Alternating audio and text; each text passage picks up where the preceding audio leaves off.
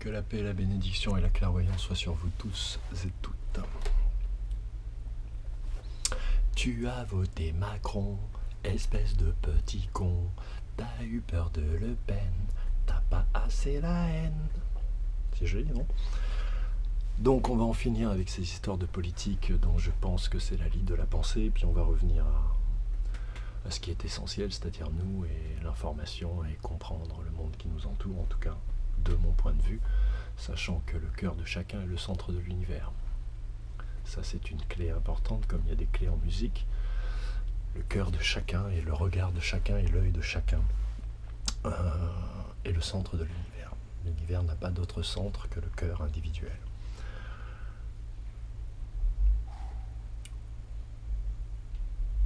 La politique, c'est l'art de gérer la cité et les hommes. Pourquoi je dis que c'est la lie de la pensée? C'est la lie de la pensée aujourd'hui. Maintenant, grâce à la science spirituelle, puisque avons-nous été créés par des extraterrestres, comme certains disent, avons-nous été créés par Dieu, avons-nous. Au-delà de tout ça, ce qui est important, c'est comment on vit ensemble. Voilà. Donc, vu que les républicains qui nous présentent la démocratie, les droits de l'homme, ce concept juridique, je vous invite, et je développerai peut-être dans une autre vidéo, le concept juridique de la démocratie et le concept juridique de la République, vous allez être surpris, vous allez encore entendre parler des lois maritimes, des lois de la terre, des esclaves, etc. Tout ça est écrit, il suffit de le lire. Bref. Donc tous ces gens qui cherchent, les chercheurs de vérité, j'ai pas trop envie de faire comme eux, c'est-à-dire après ces élections de continuer à commenter des assassins, des voleurs, des menteurs, tu vois, on a autre chose à foutre. Les beaux gosses, on va s'occuper de nous. Donc, les républicains ont fondé leur république sur l'athéisme et la fin des croyances. On va repartir de ça, je pense que c'est un bon point commun pour tout le monde. Et donc, ils se prétendent athées. Je voudrais juste que vous ayez à l'esprit, partons des mots, dans athée, il y a anti, donc anti quoi? Anti-Dieu. Et dans athée, il y a avant, donc avant Dieu. C'est déjà deux concepts puissants qui sont posés. C'est pas Dieu n'existe pas, c'est anti-Dieu et avant Dieu. Donc c'est dans une relation de dialogue avec Dieu, peut-être parce qu'aucun homme ne peut se sortir de la nature et de ses lois. Donc qu'est-ce qu'un athée? D'après la définition qu'on m'a donnée à l'école de Jules Ferry, le grand humaniste comme chacun sait, qui pensait comme Voltaire que les peuples civilisés devaient donner la civilisation à ceux qui ne l'avaient pas, preuve qu'il était parfaitement inculte. En même temps, le Cheikh Anta Diop n'était pas né, mais quand même, il ne faut pas exagérer. Donc, un athée, c'est un mec qui fonde sa pensée, sa vie, sur ce qu'il voit, sur ce qu'il peut prouver. Et donc, encore une fois, à l'école, à l'époque de Jules Ferry, on m'avait appris que c'était fondé sur la science. Qu'est-ce que la science? La science, c'est l'art d'observer les règles de l'univers qui nous entoure, des choses mobiles et immobiles, visibles et invisibles, pour pouvoir s'épanouir et gérer notre vie en harmonie avec notre environnement. A priori, c'est ça la science. Et optimiser la qualité de la vie des humains. Sauf que, aujourd'hui, vous pensez que la science évolue. Et d'ailleurs, vous dites, rien n'évolue sauf la science. Mais la science n'évolue pas plus, cher ami. Les athées, qui ont un postulat de merde, puisque s'ils se fondent sur la science, ils sont obligés de s'aligner sur les lois de l'univers. De ces lois, on tire des règles de vie. Le code pénal ne peut rien pour toi, le code civil ne peut rien pour toi, et les 20 codes qui existent en France que vous ne connaissez pas et qui régissent nos vies d'esclaves, en plus du code UCC, qui est le code international du commerce, ça en fait des conneries à lire, je vous le dis.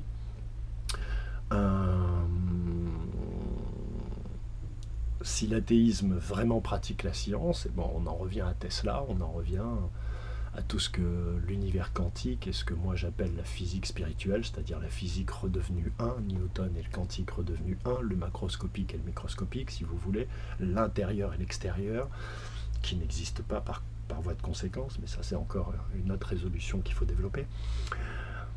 A priori, il revient à Dieu. Si tu as un problème avec le mot Dieu, tu te dis que le mot Dieu, c'est le premier symbole quantique que l'humain ait créé. Je ne pense pas que ça se soit passé dans des cavernes, d'ailleurs. Car l'école de Jules Ferry, basée sur la science, soi-disant, t'explique que l'homme, l'être humain, est un animal social. Or, partout sur la Terre, ce qu'on peut observer, c'est que l'homme, l'être humain, est avant tout un animal spirituel. C'est ce qui fait sa différence entre lui et un chien. Parce que les chiens ont des règles sociales aussi, les loups aussi. Ça ne fait pas d'eux les gestionnaires et les fils de l'homme. Donc, mais ça ne fait pas d'eux des êtres inférieurs. Ça fait d'eux des êtres différents. C'est un autre débat, on pourra en parler aussi. Donc, ce qu'il crée, c'est de la technologie et du commerce. C'est-à-dire qu'il crée, encore une fois, la religion babylonienne appliquée au iPhone, c'est créé à partir de rien. On bute les gens, on prend le coltan, tout ça pour téléphoner, on te fout des applications pour te pister, enfin que des trucs qui servent à rien en fait, qui sont du braquage, de l'usure, toujours le même principe, même si vous en rendez pas compte. Et vous appelez ça science, mais c'est pas de la science. La science, c'est la connaissance, et la connaissance, c'est la connaissance de l'univers. Donc si tu as un problème avec le mot Dieu, je disais, tu le remplaces par univers, et tu verras, ça marche. Systématiquement, à 3000%. Tu enlèves Dieu, tu mets univers. Tu vas voir, ça marche. Donc, les règles de l'univers.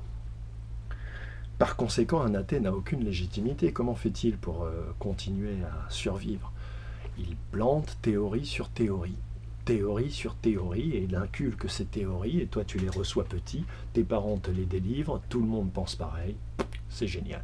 On est lock, fermé, prisonnier de l'intérieur. Donc ça c'est pour l'athéisme, même si c'est un peu rapide, c'est l'essentiel. C'est mon interprétation évidemment. Donc voilà. Et c'est pourquoi discuter avec un athée, discuter avec un républicain n'aboutit jamais nulle part. Ils sont dans la rhétorique, dans la sémantique spéculative, parce que né de l'usure, de la pratique de l'usure, qui se calque en tout dans nos relations avec nos pères, nos frères, nos mères, nos sœurs, ça pourrit tout, c'est un virus, une maladie, un cancer, voilà. Alors que celui, quelle que soit sa religion, qui se fonde sur les règles de la nature, de l'univers et de la science, il rentre dans finalement la seule règle qui soit celle de notre vie, c'est-à-dire l'évolution, il évolue. T'es pas là pour consommer, t'es pas là pour stagner, t'es pas là pour venir bouffer, péter, chier et crever comme un, tu vois, t'es là pour évoluer. Qu'est-ce que cherchent à faire les athées, finalement? Qu'est-ce qu'un républicain? Qu'est-ce qu'un mec qui cherche le pouvoir? Comme ces gens que je ne nommerai plus, j'ai fait ma part. J'estime que c'était les élections. Au moment des élections, on a l'attention des Français sur certaines informations auxquelles ils ne sont pas sensibles à d'autres époques. Donc j'ai bombardé. En mon âme et conscience, j'ai fait mon taf. Et toi, t'as fait quoi? Voilà, je te juge pas, je te dis pas, je te dis, j'ai juste fait mon taf, maintenant on passe à autre chose. Donc, qu'est-ce que je cherche à faire un athée? Qui est finalement le fruit de la religion babylonienne qui ne se nomme pas. Le ex nihilo, on crée à partir de rien, mais qui ne se nomme pas, qui dit nous sommes athées, c'est comme ça, c'est vachement bien. Tout ça. Donc, alors que la science fonde le contraire, que l'invisible est plein, que l'invisible est plein de vie, que tes molécules bougent sans cesse, que chaque chose que tu regardes, ce sont des atomes qui dansent, comme disait Mitterrand. Donc c'est la réalité scientifique, tu peux pas contester, ferme ton clap merde. Arrête de dégueuler dans les oreilles de nos enfants. Donc, et de toute façon ça va être la fin de l'athéisme, mais il faut pas que la fin de l'athéisme se passe n'importe comment, il faut pas qu'il y ait de vengeance, il faut qu'il y ait une compréhension et un nouveau socle réel, pas simplement on bannit un truc et on en prend un autre. Donc ces mecs qui nous gouvernent, qu'est-ce qu'ils veulent faire? Ils vont contre les lois de la nature, donc ils se coupent de la source. S'ils se coupent de la source, à travers l'inconscient, l'intuition, vous avez assez de scientifiques français géniaux qui se sont posés, notamment Jean-Pierre Grenet-Mallet, dont je parle souvent, mais c'est vraiment un homme brillantissime et important. Et j'en parle parce que je viens de regarder pour la 1001e fois une de ses conférences. Il ne faut pas penser qu'on sait, il ne faut pas penser qu'on a, il faut toujours se donner du temps d'écoute nouveau, dans voilà, des humeurs nouvelles, à des moments nouveaux, pour des compréhensions nouvelles, sur des phrases qu'on a entendues 1000 fois, et tout d'un coup, paf, ceux qui étudient le Coran le savent, ceux qui étudient la Bible le savent, ceux qui étudient le Zohar ou la Torah le savent. Au fur et à mesure qu'on évolue, on ne lit pas les textes de la même façon. Donc, qu'est-ce que cherche à faire un enfant qui s'est coupé de ses parents, qui se retrouve dans un monde chaotique et violent, de par aussi son fait et de par les règles dualistes, puisque eux vous disent ce sont des polarités et elles se battent. Or non, les polarités, elles s'équilibrent. Si elles ne s'équilibraient pas, mon pote, il n'y aurait pas d'incarnation, il n'y aurait pas de nature, il n'y aurait pas ce cercle vertueux et abondant qui s'appelle la nature, et que nous pouvons maîtriser. Voilà.